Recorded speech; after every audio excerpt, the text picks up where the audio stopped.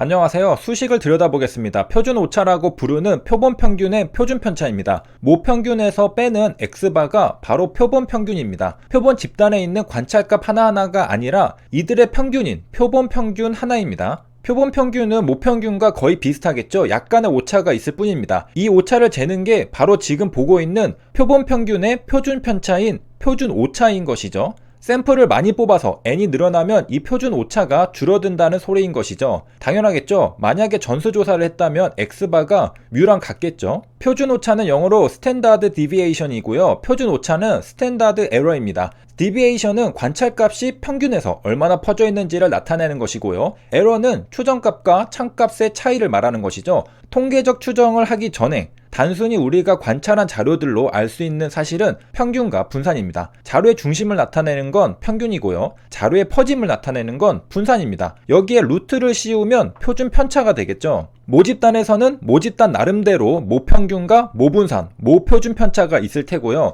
통계적 추정을 하기 위해 뽑은 표본 집단에서는 표본 집단 나름대로 표본 평균과 표본 분산, 그리고 표본 표준 편차가 있을 겁니다. 우리가 모집단의 평균과 분산은 실제로는 알기 힘들겠죠. 개념적으로는 존재하지만요. 실제로 우리가 알 수 있는 건 표본 평균과 표본 분산입니다. 그래서 우리가 모분산을 알고 싶지만 모르기 때문에 모분산을 추정할 수 있는 표본 분산을 사용합니다. 여기에서 주의해서 볼 점은 x바와 xi를 빼고 제곱한 뒤 평균을 냅니다. 표본 집단 안에서만 계산을 하는 게 표본 분산인 것이죠. 모집단과 관련이 없습니다. 그런데 우리가 모집단을 추정하려고 하면 이제 표본 평균과 모집단의 교차점이 생깁니다. 모평균의 표준 오차라는 말은 존재하지 않겠죠. 왜? 표준 오차는 추정값과 참값의 차이를 나타내는 건데요. 추정값이 있어야 오차도 있는 겁니다. 그래서 모평균의 표준 오차라는 말은 말이 안 되죠. 참값과 참값의 차이라는 소리가 되죠. 추정한 값이 있어야 참값과 오차가 존재하는 겁니다. 우리는 표본 평균을 구합니다. 샘플을 뽑아서 평균을 내죠. 그런데 표본 평균이 얼마나 퍼져 있는지 알고 싶어서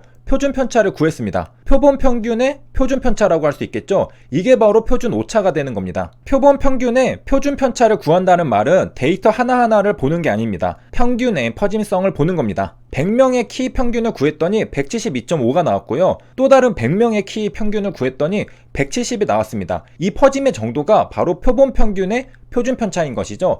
한 명의 키를 쟀더니 172가 나왔고 이게 평균과 얼마나 떨어져 있는지 재는 게 아니라는 것이죠. 샘플 하나하나가 아니라 샘플의 평균을 가지고 퍼짐을 보는 겁니다. 여기에서 의문이 생깁니다. 보통 우리는 시간과 비용의 문제로 인해서 샘플링을 한 번밖에 못합니다. 임상시험도 한 번 하는 것이죠. 여러 번 하지 않습니다. 그렇다면 표본 평균은 하나밖에 나오지 않습니다. 앞에서 본 예시를 들면 100명의 키를 잰 걸 한 번밖에 못했다는 것이죠. 다른 100명의 키를 못 잰 거죠. 왜? 시간과 비용이 많이 드니까. 표본 평균의 표준 편차를 구하려면 표본 평균이 여러 개 있어야 구할 수 있을 텐데요. 표본 평균이 하나인데 어떻게 표본 평균의 표준 편차인 표준 오차를 구할 수 있는 걸까요? 그건 이론적으로 공식이 있습니다. 한 번 샘플링에서 나온 표본의 표준 편차에다가 루트 n으로 나누면 바로 스탠다드 에러, 표준 오차가 나옵니다. 이제 하나씩 개념들을 명확히 해나가 보겠습니다. 표준 편차가 있고 표준 오차가 있죠. 다른 겁니다. 가장 큰 차이점은 바로 집단 내에서 계산하는 것이냐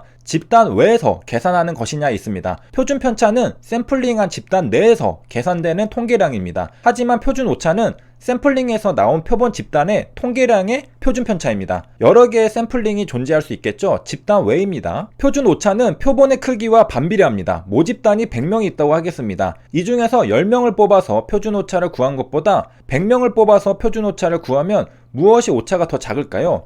100명을 뽑은 게 오차가 더 작을 겁니다. 0이겠죠? 왜? 모평균과 표본 평균이 같을 때니까 말이죠. 그리고 이는 공식에서도 확인할 수 있습니다. 표준 오차는 루트 n으로 나눠주는데요. n이 커질수록 표준 오차는 숫자가 작아질 겁니다. 분명한 건 표본 내에서의 표준 편차와 표본 외의 표준 오차는 다른 겁니다. 표준 오차는 관측값의 분산이 아니라 표본 평균의 분산과 관련된 것입니다. 아마 다소 헷갈리시는 분들이 계실 수 있는데요. 이 부분일 겁니다. 우리가 샘플링을 한 번 해서 나온 표본 평균이 모평균과 같은 건 아닙니다. 이런 표본 평균들의 expectation이 모평균과 같은 건데요. 바로 표본 평균의 평균이 모평균과 같은 겁니다. 그러니까 표본을 뽑은 뒤 평균을 낸 표본 평균이 모평균과 같은 게 아니라요. 여러 번 샘플링할 경우에 표본을 뽑아서 평균을 낸 표본 평균이 여러 개 있을 텐데요. 이것들의 평균이 모평균과 같은 겁니다. 그리고 샘플링 할 때 샘플 수를 많이 뽑을수록, 즉 샘플의 크기가 커질수록 이 오차는 줄어든다는 겁니다. 여기에 모집단이 있습니다. 예를 들어 대한민국 국민이라고 하겠습니다. 5천만 명이 있죠. 정규 분포를 따른다고 할게요.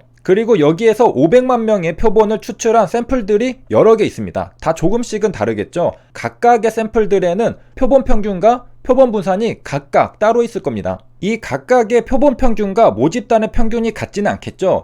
이게 같다는 이야기가 아니었던 거죠. 바로 이들의 평균이 모집단의 평균과 같다는 것이죠. 여기에서 표본 평균을 각각 구해서 평균을 내면 바로 모집단의 평균과 똑같다는 것입니다. 저 샘플 하나의 평균이 모집단의 평균과 똑같다는 게 아니라요. 당연히 표본 평균은 고정된 값이 아니겠죠. 왜? 샘플링을 할 때마다 샘플들의 평균은 전부 다를 테니까 말이죠. 샘플링을 할 때마다 표본이 달라지니까 표본 평균도 달라집니다. 하지만 표본 평균의 평균들은 모집단의 평균과 같아지게 됩니다. 이걸 보기 쉽게 공식으로 쓴 게 이겁니다. 표본 평균은 X바라고 합니다. 표본 평균의 expectation은 바로 모집단의 평균인 뮤와 같다는 것이죠. 그리고 표본 평균들의 분산은 역시 모집단의 분산을 n으로 나눠준 것과 같다는 겁니다. 그리고 표본 평균의 표준 편차가 바로 표준 오차 스탠다드 에러입니다. 우리가 모집단의 표준 편차를 알 수는 없기 때문에 표본 집단의 표준 편차를 사용합니다. 정리해보면요, 결국 표준 편차와 표준 오차는 다릅니다. 평균의 표준 오차는 같은 모집단에서 여러 표본을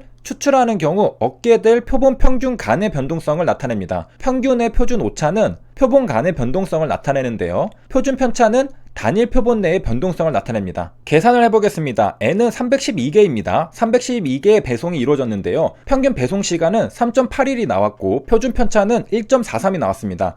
우리가 공식을 본 적 있죠? 평균 3.8의 표준 오차는 어떻게 구할 수 있을까요? 바로 표준 편차 1.43에서 루트 312를 나눠주면 됩니다. 그러면 표준 오차는 0.081이 나옵니다. 루트 n으로 나눠주기 때문에 표준 편차보다 표준 오차는 더 작죠. 그리고 분자인 표준 편차에서 표준 오차를 구할 수 있으니까 표준 편차가 작을수록 표준 오차도 작다는 걸 알 수 있습니다. 반면에 분모인 샘플의 크기는 클수록 표준 오차는 작아집니다. 그런데 우리가 조작할 수 있는 건 뭘까요? 표준 편차는 우리가 조작할 수 없죠. 우리가 조작할 수 있는 건 샘플의 크기뿐입니다. 그래서 임상시험을 할 때 환자를 얼마나 많이 뽑을지 고민하는 것이지 표준 편차가 얼마나 나올지 고민하지 않습니다. 마무리 정리를 하겠습니다. 우리가 임상시험에서 신뢰 구간을 많이 보게 됩니다. 평균에서 95% 확률의 구간을 보는 것이죠. 그런데 SD를 쓰느냐 SE를 쓰느냐 의미는 완전히 달라지게 됩니다. 스탠다드 디비에이션 표준 편차를 쓰느냐 스탠다드 에러 표준 오차를 쓰느냐 의미가 달라진다는 것이죠. 스탠다드 에러는 평균의 표준 편차에서 루트 n으로 나눠주니까 일반적으로 표준 편차보다